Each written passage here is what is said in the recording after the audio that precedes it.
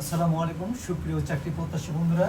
আজকে আমরা ছোট্ট একটা ভাগ করব। এই ভাগটা বিভিন্ন চাকরিগুলোকে আসবে এই ক্যাটাগরি। হ্যাঁ, তাহলে একটা শিখলে বাকিগুলো আমরা পারবো। দেখা যায় কি বলছে, 64.65 ভাগ 100 হলে ভাগশেষ কত। তাহলে এই ভাগগুলো করার সহজ পদ্ধতি কত আমরা জানি, এইভাবে জানি।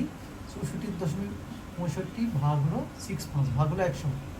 আমরা জানি এই দশমিক তুলে দিলে কি নিতে হয়, নিচে 1 নিতে হয়, আর যত ঘর থাকবে এদিকে ডান পাশে ততটা শূন্য নিতে হবে। তার মানে কি দাঁড়ালো আমাদের 6465 ভাগ হলো 10,000, তাই না? এখন এরা ভাগ করার সিস্টেম আমরা জানি, এই দিক থেকে যতটা শূন্য থাকবে ডান থেকে বাম দিকে গুণে তত ঘর গিয়ে দশমিক দিতে হয়, তাহলে ভাগফল হয়ে যায়। কত হয়, কয়টা শূন্য আছে আমাদের এখানে, নিচে 1 2 3 4টা শূন্য আছে, তাহলে আমরা 4 ঘর গুণে দেবো 1 2 3 4।